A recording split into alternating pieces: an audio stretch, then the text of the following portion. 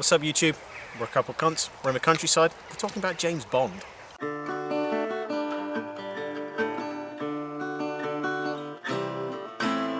James Bond. Arguably one of the most popular and well-known British fiction characters. I suppose you could call him a national treasure. Yeah, like, not a bad way of looking at things, really. He might be fictional, but he does sort of cross into the almost real life in cases. When we opened the Olympics 2012, he took the Queen to the opening ceremony and went out of a helicopter with us. So that was I think that was a high point for him, really. That was definitely a highlight of the Olympics. It's certainly more glamorous than being in some arse end of Russia or somewhere they used to own. But again, there's people who have to undertake spying missions which really aren't a lot of fun, or they have to do a lot of desk work. He doesn't really seem to have to do the mundane stuff, the sort of, as I'd like to refer to it, the traffic cop work. He's not doing the shit stuff like that. He's just going in there doing the really, really interesting undercover stuff constantly. So we could say do this, but no, parachutes. It is pretty much all tits and explosions for Bond, isn't it? The occasional drinking and card game in there as well, Yeah, it's a pretty good life, aside from, the occasional capture by enemies and getting whipped in the balls. Yeah, they're occupational hazards, really. I mean, you've got to accept certain things with certain jobs. If you work in a bookshop, your life's never really going to be in danger, but you're never going to get anything that interesting happen to you. If you're James Bond, you could be killed any day, but you may end up with 4 hot Russian spies in your bed as well. You never know what's going to happen. Yeah, there's ups and downs to being James Bond, that's for sure. And you usually have to go skiing with people chasing you with guns. I've noticed that happens quite a bit to Paul. Every time he wants to go skiing, he almost gets shot. That does actually happen, like, an abnormal amount, doesn't it? Like, there's been at least, 3 Bond films that feature him skiing away from bastards trying to kill him? I think certainly at present, the tone of the films, there are a couple of tongue-in-cheek moments, but there's none of the sort of, like, comedy aspect that you see, that you expect to say something like a Roger Moore. They've definitely moved away from the wacky, pigeon double takes and slide whistles as a car goes off a ramp and stuff. They've dialed that down a bit. Yeah. Which I would say it's a shame. I mean, all the different eras and all the different Bonds have their own special things I like to take away from them. We watched. As a group, I think we watched 6 of them. Yeah. Each of us chose one of our favourites, because Duncan got the on the 50th anniversary, which wasn't too long ago. Duncan got the DVDs, and we all decided in our group we're all going to pick a film, and it was quite funny watching them. Some of them there was a bit of a gap between the eras. There were different Bonds, but even like the Roger Moore ones, the difference in tone from like one film to the next can be ridiculous in some of them. Yeah, it's true. I mean, because we did watch them in chronological order, so we started with Goldfinger, then went to like The Spy Who Loved Me, The Man with the Golden Gun, and that sort of thing. But yeah, like, I don't mean to offend anyone who this might be their favourite Bond film, but I've got to say that The Man with the Golden Gun is one of the worst Bond films for me. I think it's not a good film. I like it for the simple fact because it's so wacky, and also I'm slightly biased there. The fact I've actually been to the island of a film in Thailand. It's really cool just being stood on the beach like, that midget must have been running around here at some point. It's got Christopher Lee, obviously, is a great Bond villain, and it's got he's Roger a great villain of whatever he's in. One of the best Bonds, but yeah, just any Bond film that climaxes with him stuffing a midget in a suitcase. It's not exactly Casino Royale, is it? No, it wouldn't be gritty enough for today's rules. The whole Daniel Craig thing is a bit confusing because it was a reboot, but Judi Dench is still playing M, and they still reference things that happened in the old films, like in Skyfall he gets the car from Goldfinger and everything. So it is a little weird. Certain films, just because of how they'll be in one place, something like that, but there's always that good contrast, different colours on the palette in there, where he's like, he'll be in Iceland 1 minute, then he'll be in Turkey the next, and then he'll be in Japan or something, so you've got all these fantastic bits of scenery. In Japan or unspecified Asian country, as he is in The Man with the Golden Gun. Yeah, there was that. We were watching it, and it was like such a random mashup of cultures. Like, there was sumo wrestling, but then like the architecture was Chinese, and the people looked like Thai or Vietnamese. It's like, I think, to be fair, like back in the 70s, they could say here is one of those Asian countries, and people would just accept that. Whereas now, like, that was one weird thing about Skyfall, actually. Like, for a Bond film, which is usually so jet-setty, how much of it was actually just set in London. Well, like, that's another thing as well. There was barely any gadgets in that. It was, they wanted to specifically do something where it was like, you know, we're just going to focus on the man and who he is. We don't want to be having loads of gadgets here and there. We don't want to be him going everywhere and you not following it all the time. We just want it based on him and why he's that man, which I quite liked. Yeah, I mean, it was pretty stripped down. I think that's what worked for Skyfall, to be honest, is that, yeah, it pared it down and it's so different to every other Bond film. And like, the only thing that I thought was a bit stupid with that one, which we said at the time, because the adverts going on beforehand, they just went on forever. Like, I don't mind a bit of casting in a film, and with James Bond, with certain things would make sense. So he's obviously going to have his watch, fair enough. Yeah. He's going to have his car, that is to be expected. Maybe, you know, he's going to have a certain aftershave, fair enough.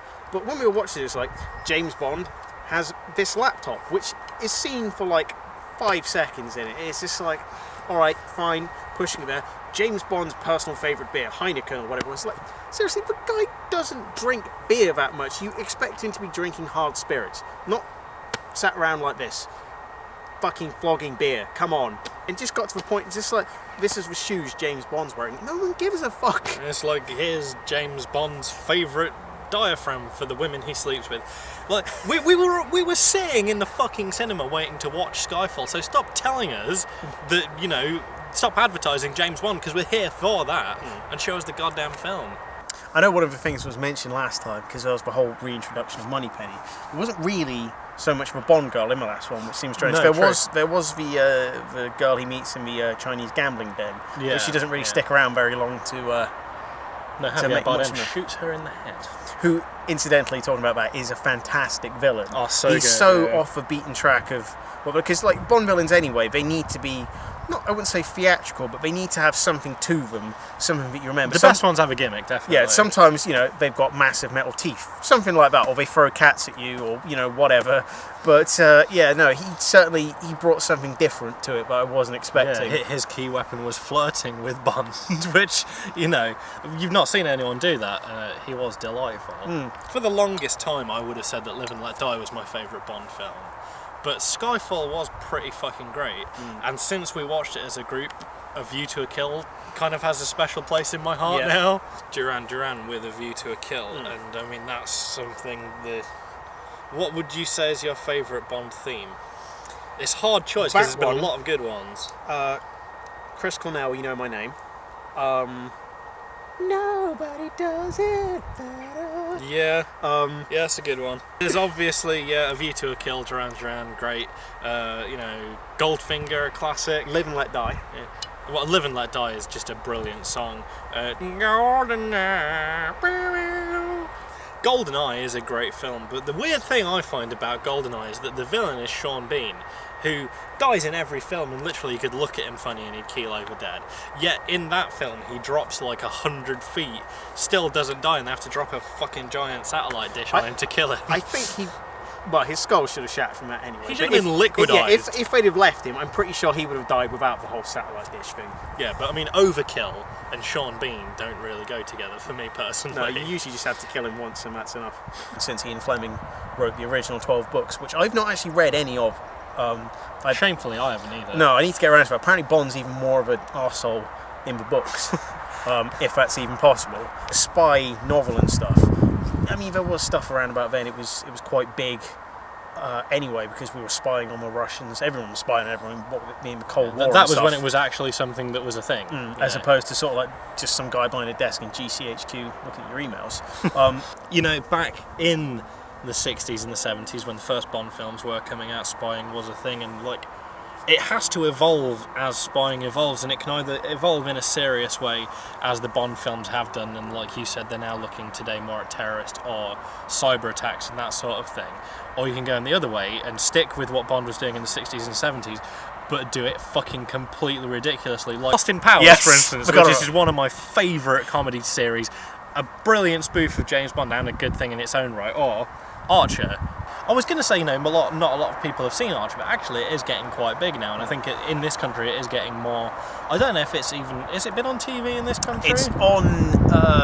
Is it 5 Star Channel 5's sort of like other channel? It is on there occasionally. I think the newest series was broadcast on there, which shamefully I haven't seen yet. I've only seen up to the end of season 4. I've not seen the new series either, but I hear they've gone in a completely different direction where they're now all like dealing drugs or something, and they've like completely left the spying thing behind. Yeah, I know little bits about that, and I know it makes complete sense when it's explained to you. To be fair, I think you could have H. John Benjamin reading a Chinese takeaway menu to me, and I'd probably still laugh just because of the way he enunciates stuff so funnily. I wish I had his voice. It is quite unfortunate, actually, the whole ISIS thing now. Like, I bet you get some funny. I was wearing that T-shirt with what's going on in Iraq at the moment. For those of you who are not keeping up with current affairs, or for those of you who are watching this years down the line and need to put this together, there's currently a organisation called ISIS or ISIL, depending on where they are, which is the Islamic State in Syria or Islamic State in Lebanon, which is the sort of Arabic states just as you come off the Mediterranean, who are very active right now in Iraq and also partly in Syria. More worryingly, Iraq, which might, within a couple of weeks not really be a country anymore. And funnily enough, I'm going to Jordan in August. So don't wear that t-shirt. I will not be taking this with me, considering the fact they share a border with them. So I'm not going to be taking this with me and having to explain anything. It's so bad because like every morning on the way to work, the radio will be like, "Oh, ISIS have done this. Terrible crimes against humanity. They've just blown up, a fucking nunnery, or more hostages, whatever." And they're just like, "Oh, ISIS have done this terrible thing." I'm just thinking of like the guys from Archer, like Krieger, just taking Iraqis to his lab and everything. That's not too far removed from what Krieger would do. Well, no, I know, but it's just once you've got that association in your head, it's very hard to take it seriously, and it is obviously bad. But Ian Fleming gave Bond the exact same rank as he was in the Navy. At one of the schools he went to, I think, which was in Austria, of all places, was run by an ex-British spy master. Quite how much that affected him, whatnot, I don't know. But he did work in a fair bit of his exploits, and he was a drinking womanizer himself. So there are various theories as to how much James Bond is a fictional character and half, how much is just half autobiography of him. Because you can't just sort of sit there and be like a complete tool. It's just like, oh, there was this one time I was in Tangiers nailing some hookers, But he could write like a fictional, about this character doing all the stuff that he used to do, and make more money out of it that way, really. Yeah, but you've got to wonder just how autobiographical it is when you think that this is also the guy who wrote Chitty Chitty Bang Bang. It's like you were saying, actually. All the advertising they do about Bond, I can't see the next Bond film coming out and they're going, "Yes, drive James Bond's car. It'll fly you somewhere and you can sing a jolly song." Well, we've been a couple of cunts of the countryside. If you've enjoyed this video, like, share, favourite and subscribe. Check us out on Facebook and Twitter. If you didn't enjoy this video, you're probably a George Lazenby fan. Feel free to suggest a topic for us to talk about in a future episode, and we'll see you next time. And remember, James Bond may be a dick to women, but he's also saved the world. A lot. So think about that next time you're on the pull.